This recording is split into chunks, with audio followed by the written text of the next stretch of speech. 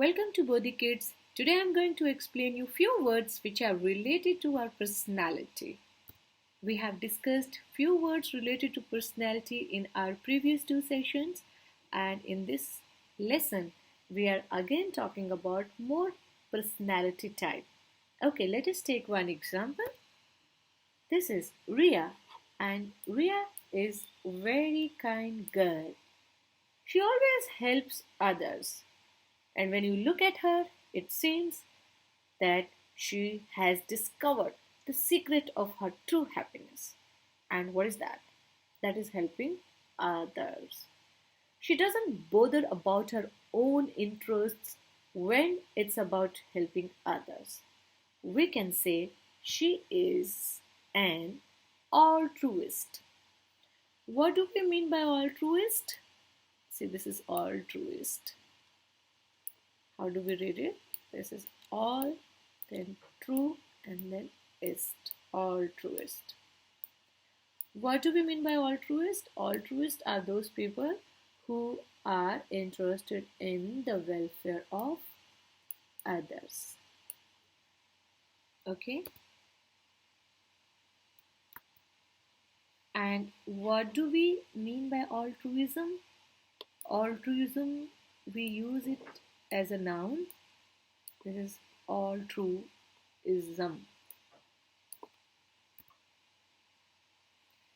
It means the philosophy which altruist people follow. And what is the philosophy? Means like we should help others. We should not expect things in return for helping them. So that kind of attitude altruists have, and this is called altruism. Let me give you one example that will help you to understand it better. When we say about Mahatma Gandhi, the very first thing which comes in our mind that he was an altruist person, and his altruism and courage helped us to get the freedom. So his altruism and courage. Here, altruism and courage, both of them are being used as a noun. Okay, so we are saying that his courage and altruism helped us to get the freedom. All right. Let us take next word, which is altruistic.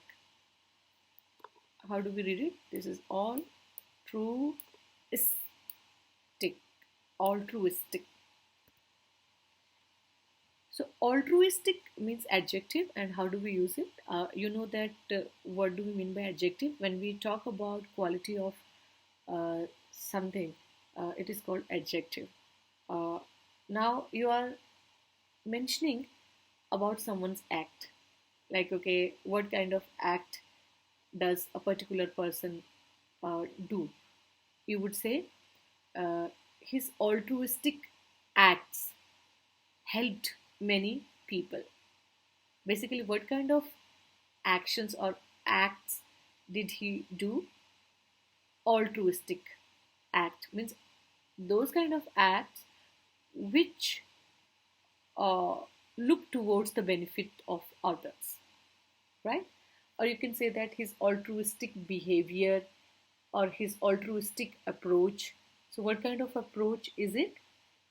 This type of approach has this intention of helping others, right?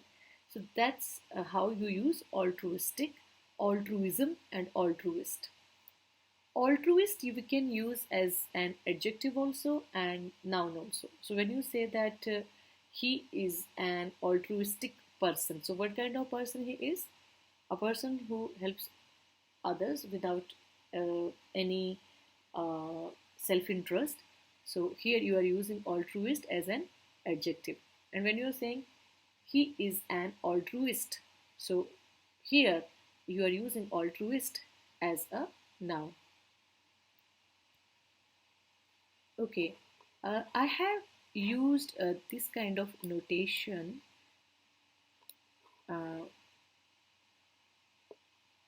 here, like if you see altruist, and here also, and here also. So it has different sound. And what is it? You should know. When you see a notation in this way where double O and one line is given over these two O's, you have to read it like oo. See, how do we read this word? Doom.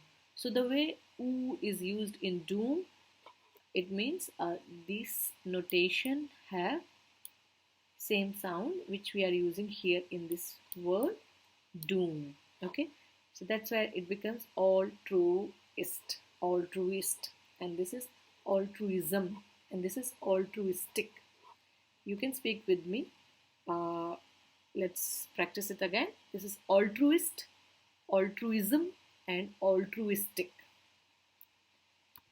So here I'm giving one more example where an altruist is helping another person. Before going further, I would like to explain you what do we mean by noun. I'm going to explain noun definition in a very simple manner and practical manner. I'm not going to tell you what do we mean by proper noun and common noun. I really don't want to load you with this grammar concept information.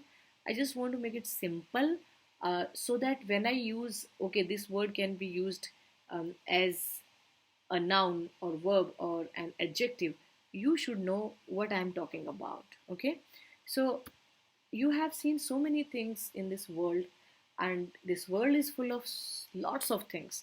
Now these lots of things, they have some name, and that name is called noun.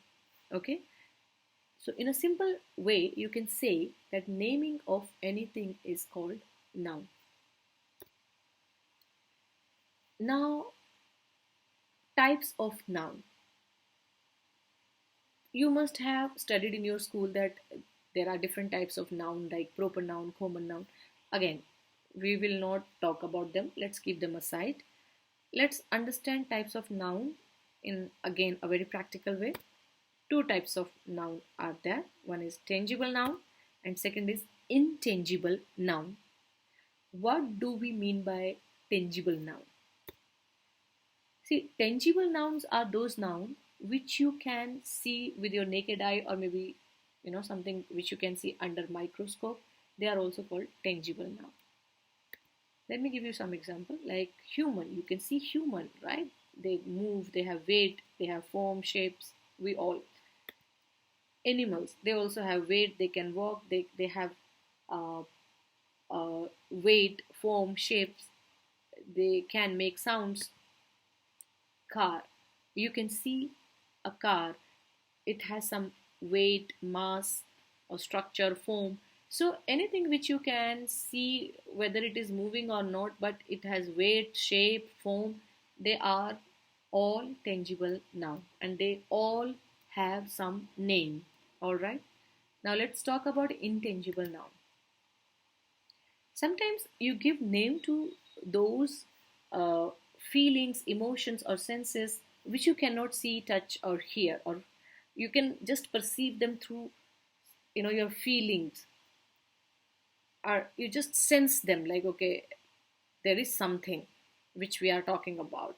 And what is that? That is like love, hate, anger, etc. So when you say that I love my parents, here you are using love as a verb, right?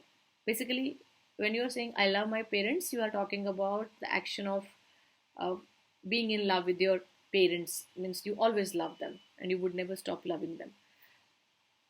And if you say like love is very important in our life, so love, you are giving name to some kind of feelings or emotions. You're saying it like, okay, love is very important in our life. Now you replace love with another noun which you can see or touch. Let us replace it with food. When we say food is very important in our life, right? So here, food is a noun. Same way, when you are replacing food with love, love is here acting as a noun. you treat it as a thing. Like, okay, we cannot live without love, we cannot live without food. But when we say they don't love each other, or they love each other very much, so here this is this word love is being used as a verb. All right, let us take few more examples of tangible noun. This is parapet, wall clock, car, then tree, tiger, a woman who's sitting on chair and she's doing some work, she's knitting something, and a boy and a man. So these all things you can see, touch, you some of them can make sounds also, so you can hear them. So these are all tangible noun. Now there are other noun which we talked about, that is intangible noun. What are those? Like idea. When you say I have one idea, so idea idea has no shape, no form, right? But still we treat it as a noun. Like, I have one idea. Now you replace idea with apple. I have one apple. hmm. So here you are using idea as a noun. Okay, and communication, information, these are also noun.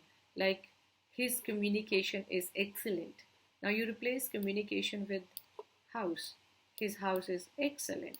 So what does it tell you? That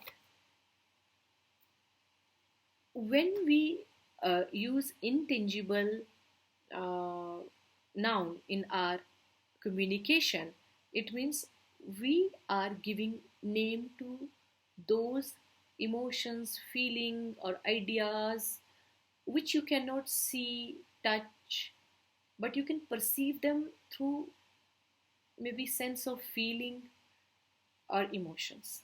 Okay, and if sometimes you get confused, like how to use intangible noun correctly in a sentence, then the best way to do is to replace that word with tangible noun and see if that sentence makes any sense. If it makes, it means you are using it correctly. Like information. I don't need this information. So it means you are using information correctly here. Replace information with other word like I don't need this dress. Right? You are replacing information with dress. So yes, means like information you have used as a noun correctly in this sentence. Similarly, trust. You should not break her trust. Yes, I have used trust here correctly. How? Let us replace trust with toys. You should not break her toys. Yeah, it makes correct sense. Okay.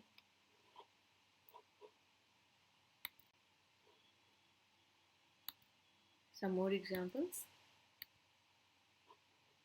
like courage, loyalty, compassion, maturity, stupidity, aggression, patience, then emotions, love, hatred, happiness, sadness, fear, anguish, ecstasy.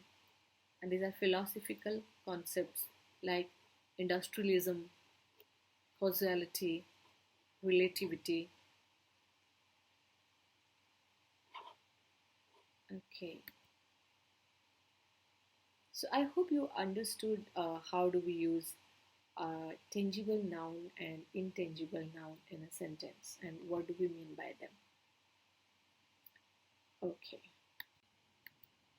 Now let us talk about another word which is ascetic. This is ascetic. How do we read it? Ascetic. Okay. What do we mean by ascetic? Ascetic people are those people who don't indulge themselves in any physical and materialistic pleasures. They believe that life would be happy without owning any materialistic things. And they believe consuming simple food. They don't waste anything, and they believe in minimalism. All right. And the philosophy which they follow is called asceticism.